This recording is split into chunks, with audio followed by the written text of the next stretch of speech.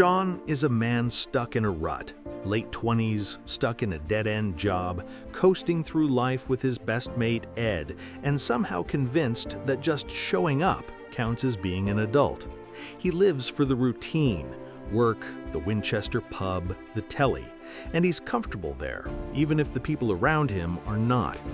His girlfriend Liz is done with his excuses, his mother nags, and Ed is gloriously useless in a way that makes you laugh and then slowly realize it's kind of tragic. That's where the movie starts, and it's where everything smart and funny about the story grows from. An ordinary guy who can't be bothered to grow up until the world forces him to. At first, it's the little things. Shaun's alarm rituals, the same day over and over with a pop song soundtrack and a montage that nails how hollow routine can feel.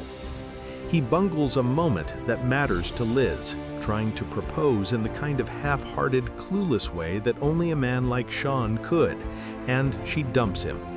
She leaves to stay with her mom, and Shaun reels through the next day as if it's the end of his life. Then the city starts to act weird. People are stumbling, news broadcasts are full of confusion, and the sort of civil detritus London normally ignores becomes menace. Pigeons, traffic, and news bulletins that get progressively more panicked. Shaun keeps trying to treat everything like a minor problem he can fix by doing what he's always done: charm, excuses, and choosing the pub. When the Walking Dead phenomenon properly breaks out, Shaun is equal parts stunned and stubborn. He's not a hero, he's a bloke who suddenly has to be one. What really flips the switch is his refusal to accept that Liz might be gone forever. He and Ed decide to rescue her and anyone else who will come along, making what becomes the film's ridiculous, brilliant plan: get to the Winchester, gather supplies, and hole up. The plan is stupid and oddly comforting in its simplicity. The Winchester, a cozy pub, turns into the emotional center of the film. Its bar stools become a stand-in for safety and for the life Shaun wants to save. The group forms in fits and starts. Shaun is forced to reckon with what he cares about and what he's willing to risk for it.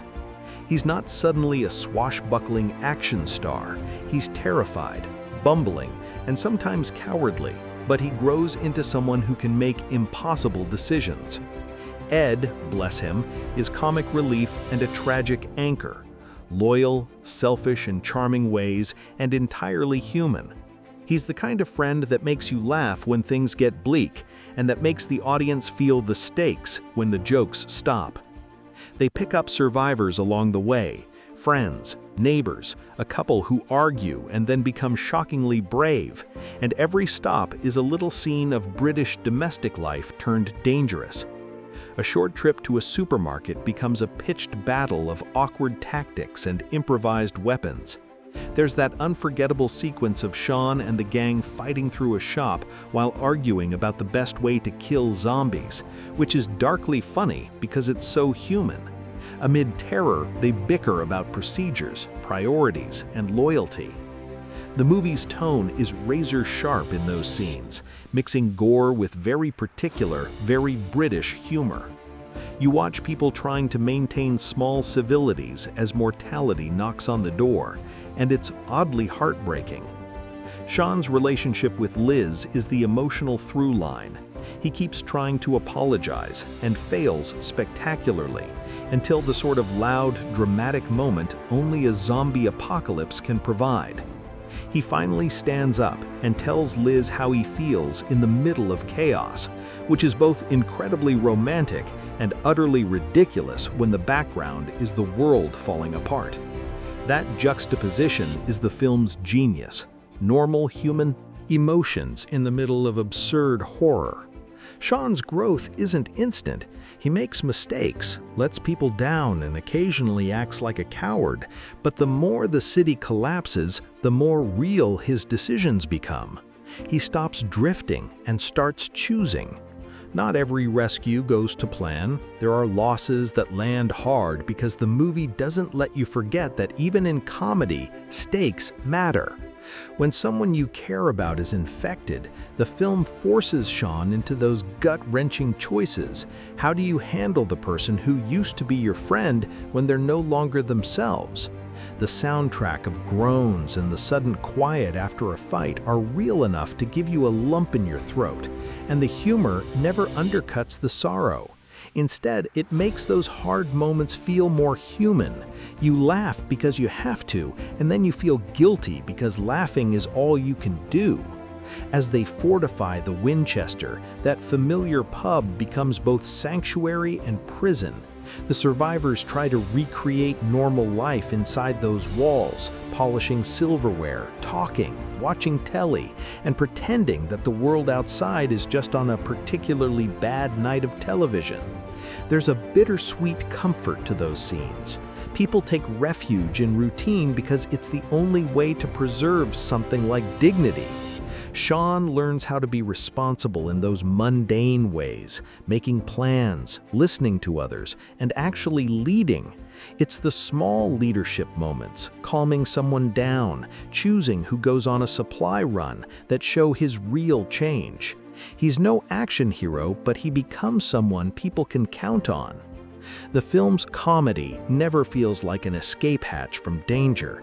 Instead, it's a tool the characters use against fear. One moment will have you choking on a joke, and the next will smack you with loss. That balance is what makes the characters feel real. Ed's loyalty is hilarious and heartbreaking. Liz's anger is sharp but believable. Shaun's stubbornness becomes something like courage.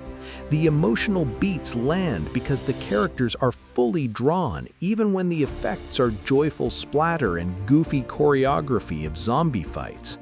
There are some classic set pieces, a slow, tension-filled scene where the survivors try to pass through a crowd of the undead, trading witty banter with genuinely nerve-wracking near misses.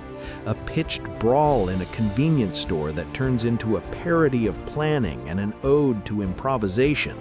Quieter moments where Shaun speaks to his mum and remembers the life he almost let slip away. The film never stops being inventive with its kills and inventive with its jokes, but it remembers to return to what matters, who the characters are when it's over. That's the emotional payoff that carries the third act. The ending is properly bittersweet. The movie doesn't go for either a neat fairy tale victory or a nihilistic gut punch. It lands somewhere messier but truer. Shaun, having been forced to grow up in the most extreme circumstances imaginable, ends up where he needs to be: present, committed, responsible, but not without scars. Some people don't make it. There's grief that isn't wrapped up in a tidy bow. The survivors carry that with them, and the film lets you linger on what they kept and what they lost. The last images are quieter than you expect. Not fireworks, not triumphant music, but the small daily things that mark real life restarting after a trauma. It feels honest because that's what real survival is: loose ends, awkward conversations, and coffee in the morning. Shaun of the Dead is at heart about ordinary people in extraordinary circumstances discovering what they're made of. It's funny in a keenly observant way. The jokes land because they grow out of character, and it's also surprisingly tender. You watch these folks improvise courage, and along the way, you get a little optimistic about them. Simon Pegg's Shaun is not a movie hero in the classic sense.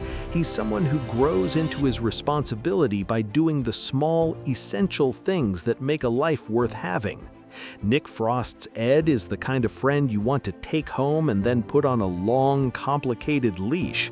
Kate Ashfield's Liz is the moral compass who forces Shaun to face himself. In the end, Shaun of the Dead is a love letter to ordinary humanity, its pettiness and its courage, its silliness and its sorrow. It's a zombie movie that uses the apocalypse as a mirror to show us who we are when the masks come off. It'll make you laugh, it'll make you wince, and if you're paying attention, it might make you check on your neighbors a little more often. And that, I'll argue, is a pretty decent legacy for a film about the end of the world.